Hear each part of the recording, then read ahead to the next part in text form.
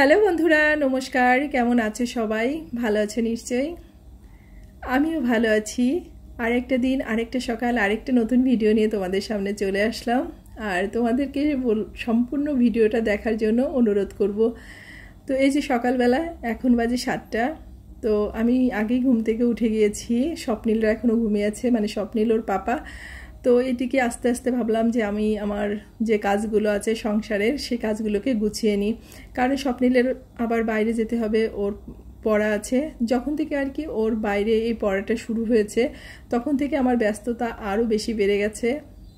কারণ ওকে পড়াতে নিয়ে গেলে প্রতিদিন 3 থেকে 4 ঘন্টা আমার সেখানেই চলে যায়।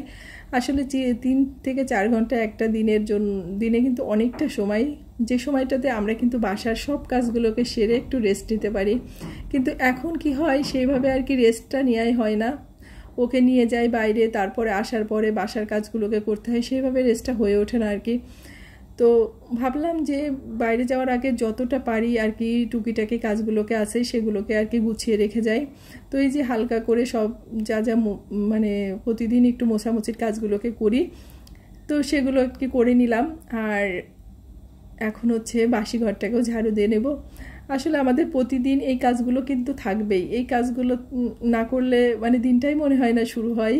তো এটা হচ্ছে প্রতিদিনকার কাজের একটা, বলতে পারো যে স্থায়ী রুটিন, যে কাজগুলো আর কি থাকেই। মানে যে অনেক দিন আছে না যে আমরা ঘরটা না মুছলেও কিন্তু চলে, কিন্তু প্রতিদিন একটু হালকা করে ফার্নিচারগুলো মুছতে হয়, রুমটাকে তো প্রতিদিন ঝাড়ুই দিতে হবে। তো এই কাজগুলো আর কি করতেই হয়। তো এখন হচ্ছে এই বাসি কাজ যে 2-1টা আছে সেগুলোকে গুছিয়ে রেখে তারপর আর কি বাসি কাপড়টাকে চেঞ্জ করে সকালে নাস্তাটা আর কি বানিয়ে নিব। তো গতকাল যে 2টা বিছানার চাদর উঠিয়েছিলাম, তার সাথে 2-1টা আর কি জামা কাপড় ছিল। তো ভাবলাম যে এগুলোকে আর কি ভিজিয়ে রেখে যাই, তাহলে আসার পর এগুলো ধুয়ে দিলে খুব বেশি কষ্ট হবে না। হালকা একটু খোঁচে এগুলোকে ধুয়ে দিলে পরিষ্কার হয়ে যাবে। আর এগুলো তো খুব একটা বেশি দিন ব্যবহার করা হয় না। আমি 3-4 দিন পর পরই আর কি বিছানা চাদরটাকে চেঞ্জ করে নিই। তারপরে আবার 2টা একসাথে পাতি, যে স্বপ্নিল যখন আর কি বিছানায় পরে ড্রয়িং করে, তখন ওকে একটা পুরানো আর কি বিছানা চাদর সারাদিনের জন্য পেতে দিই। কারণ ছোট মানুষ তো দেখা যায় ও বিছানার পরে খেলাধুলা করে, পড়াশুনো করে, ড্রয়িং করে, ওর নানা রকম কাজ থাকে। তো এ কারণেই আর কি পুরানো একটা বিছানা চাদর পেতে দিত। এই কারণে আর কি যে নিচের বিছানা চাদরটা থাকে সেটা খুবই কম ময়লা হয়।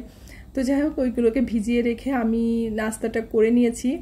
আর এখন হচ্ছে রেডি হয়ে নিচ্ছি। আর স্বপ্নিলের পাপা এখনও ঘুমিয়ে আছে, তো ওর জন্য আর কি চাটা আজকে করিনি। ও হচ্ছে ঘুম থেকে ওঠার পরে নিজেরটা নিজে আর কি করে খেয়ে বাইরে চলে যাবে। তো আমরা তো আগেই বেরিয়ে যাচ্ছি, আর ও হচ্ছে চাটা করে দিতে না বলছে, যে আমি যখন উঠি তখন আর কি করে নেব। তো যাই হোক, এই যে আমরা রেডি হয়ে গেছি, এখন বেরিয়ে যাব। আর প্রতিদিন যখন আর কি ওর পড়াটা থাকে, আসলে সবসময় একটা টেনশন কাজ করে যে কখন কিভাবে কোন কাজগুলোকে আর কি কীভাবে করে নেব। আসলে এটা প্রতিদিনকার একটা আর কি রুটিনের মধ্যেই পড়ে বলতে পারো। তো এই যে আমরা হচ্ছে বেরিয়ে যাচ্ছি। তো স্বপ্নিল আর কি নাস্তাটা করেনি। ও কখনোই সকালবেলা বাইরে যাওয়ার সময় ওর মানে খেতে চায় না, যতই বকা দিয়ে আর যাই করি না কেন। ও সকালে স্কুলে যাওয়ার আগেও কিছু খেতে চায় না, আবার পড়তে যাওয়ার আগেও কিছু খেতে চায় না। তো আমি একটু খেয়ে নিয়েছি চা আর একটু পরোটা, কারণ আমি আবার না খেয়ে আমার থাকাটা খুবই কষ্ট হয়ে যায়। তো যাই হোক, তারপর কোচিং থেকে আসার পর এই যে কাপড় চোপড়গুলো ভিজিয়েছিলাম সবগুলোকে ধুয়ে আর কি বারান্দাতেই দিয়ে দিয়েছি, একটার পরে একটা দিয়েছি। তো এই কারণেই দিয়েছি যে প্রচুর রোদ উঠেছে, তো এই সব শুকিয়ে যাবে। তো অনেকটাই শুকিয়ে গেছে। আর গতকাল যে কাপড়গুলো ছিল আর কি ধোয়া, ওগুলোকে উঠিয়ে রেখেছি আর কি, পরে সময় মতো ভাঁজ করে নিব। আর এদিকে দুপুরে রান্নাটাও বসিয়ে দিয়েছি। এদিকে ডাল বসিয়েছি যেহেতু আজকে সোমবার, আর একটু আলু সিদ্ধ দিয়েছি, আর একটু ঝুড়ি করে আলু ভাজাটা করব। আসলে আজকে প্ল্যানটা ছিল একটু অন্যরকম। মানে ভেবেছিলাম আজকে একটু ধোকা খাবো, এই কারণে মানে ধোকার রসা। তো এ কারণে একটু ডাল ভিজিয়ে রেখেছিলাম। কিন্তু যখন স্বপ্নিলকে কোচিং থেকে নিয়ে আসি, ভাবছিলাম একটু আলু দিয়ে পটল দিয়ে রান্না করব। কিন্তু পটল কিনতে গিয়ে দেখি গতকাল আমার বান্ধবী মানে যে 50 টাকা কেজি করে পটল কিনেছে, আজকে সেই পটল সবার কাছে 60 টাকা কেজি। মানে এক রাত্রে কি এমন ব্যবধান হলো যে মানে 50 টাকা কেজির পটল 60 টাকা হয়ে গেল। তো আমি 4-5 জায়গায় জিজ্ঞাসা করেছিলাম, কেউই রাজি না 60 টাকা কেজির নিচে দিতে আর কি। তো এই কারণে রাগ করে বলতে পারলো আমি পটলটা কিনিনি, যে পটল না খেলে কি দিন যাবে না, তো কিনিনি রাগ করে। আর গতকাল যে দিদি মানে উনি যার কাছ থেকে নিয়েছিলেন ওই লোকটা আর কি আজকে আসেনি। তো যাই হোক, এই কারণে সেই ডালটা দিয়ে আর একটু আজকে ডাল রান্না করে নিলাম। আর অনেক সময় কি হয় দেখবা যে একটু অন্যরকম রান্না করলেও কিন্তু ভালো লাগে, মানে যেটা প্ল্যান থাকে তার বাইরে রান্না করলেও অনেক সময় ভালো হয়। তো আমি একটু ডাল রান্না করেছি, আলু ভাজছি, আর একটু আলু ভর্তা করেছি না। তো আজকে দুপুরের খাওয়াটা অসাধারণ। আর একটু ডাল রেখে দিয়েছিলাম যে এটাকে বড়া করব। তো অনেক সময় দেখবা যে মাছ মাংস অনেক কিছু চেতেও মাঝে মাঝে এই রান্নাগুলো ভীষণই ভালো লাগে খেতে। আর ডালটা যেহেতু আম ডাল, তো যে পরিমাণে গরম তার ভিতরে একটু টক খেতে কিন্তু বেশ ভালো লাগে। তো এই যে রান্না বাড়া হয়ে গেছে আর আমি স্নানটা করে চলে আসছি। এখন আমি আর স্বপ্নিল একটু খাওয়া দাওয়া করে নেব। তো আলু ভাজার সাথে একটু শুকনা মরিচ ভেজে রেখেছিলাম।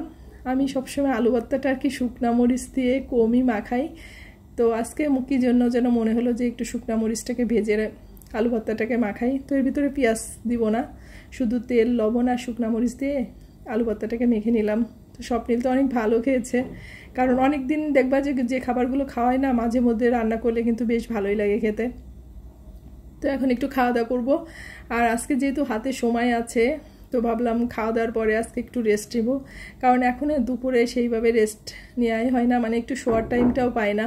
কারণ স্বপ্নিলকে কোচিং থেকে নিয়ে আসার পরে ওরা আবার যে পড়াটরা দেই সেগুলোকে আমাকেই দেখতে হয়, আমাকেই পড়াতে হয়। তো নিজের কষ্ট হলেও তো কিছু করার নেই, ওর পড়াটাকে তো কমপ্লিট করে দিতে হবে, তাই না? তো এই যে কাপড়গুলো আর কি ধুয়ে দিয়েছিলাম বিকালবেলা একটু, মানে বললাম না যে শুয়েছিলাম, তারপর ওঠার পর ওই ভাবলাম যে কাপড়গুলোকে একবারে এখন একটু এই ফাঁকে ভাঁজ করে রাখি, না হলে এগুলো যদি এইভাবেই রেখে দিই পরে আর সময় পাবো না, এইভাবেই দেখা যায় যে থেকে যাবে। তো স্বপ্নিল ওইদিকে খেলা করতেছে আর এই ফাঁকে আমি হচ্ছে কাপড়গুলোকে ভাঁজ করে নিচ্ছি, তারপর সন্ধ্যাটা দিয়ে আর কি ওকে পড়তে বসিয়ে দিব।